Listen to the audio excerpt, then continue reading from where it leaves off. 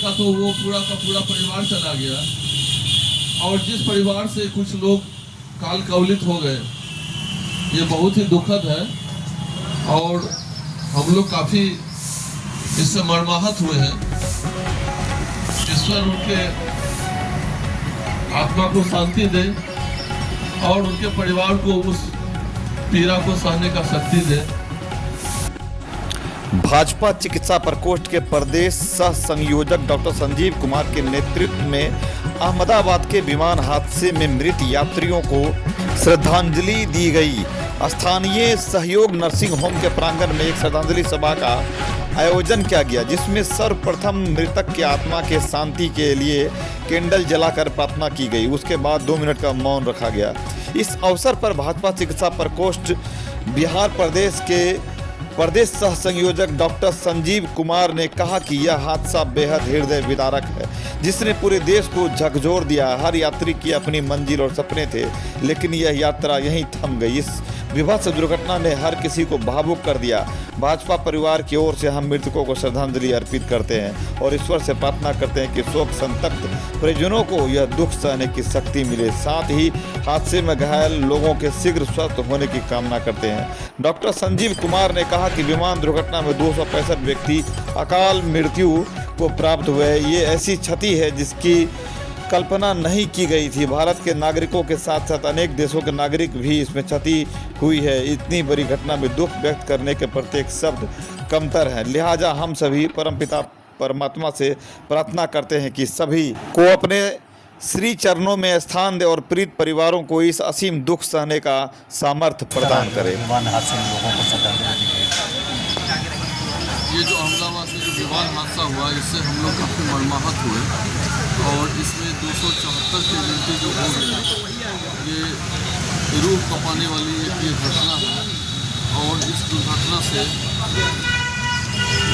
ये एकदम हम लोग एकदम सिहर गए, और जो मृतक हैं उनके परिवार को ईश्वर क्षमता दे इस तकलीफ को सहने का, और जो काल कवलित हो गए हैं उनकी आत्मा को शांति मिले।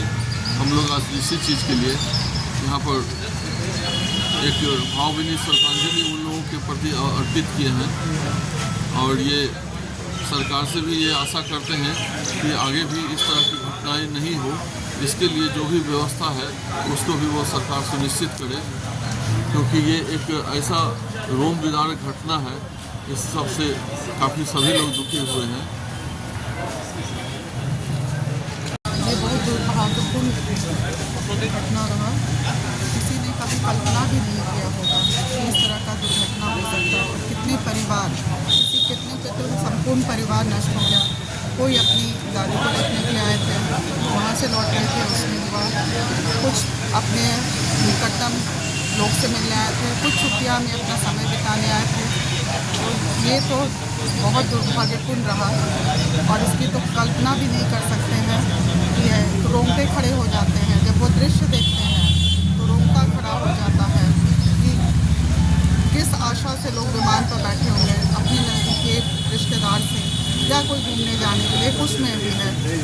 वो सब ना हो करके एक ऐसा घटना रहा जिसको संपूर्ण भारत क्या संपूर्ण विश्व को हिला दिया है।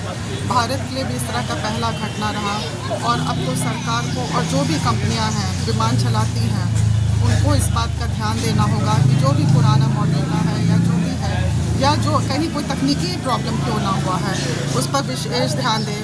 वो कि वो सिर्फ विमान नहीं चलाते हैं, वो इतनी जिंदगियां को लेकर के आगे बढ़ रहे हैं। तो एक नैतिक जिम्मेदारी उस कंपनी पे, सरकार पर पड़ती ही है। तो ये सब है, सरकार से भी अनुरोध है और कंपनियों से भी अनुरोध है कि मानवता का ध्यान दें, और इस प्रकार का घटना फिर भविष्य में होने की कभी भी आशंका ना रहे। न तो हम लोग तो टूट जाएंगे। कोई भी है देश के तरक्की के लिए, समाज के तरक्की के लिए एक विमान बहुत अच्छा माध्यम है, लेकिन ऐसा दुर्घटना होने के बाद से सबका हौसला टूट जाता है। तो इसमें तो है देश की भी तरक्की रुकेगी। तो ये सब से हम लोग को भी क्षति हुआ है, और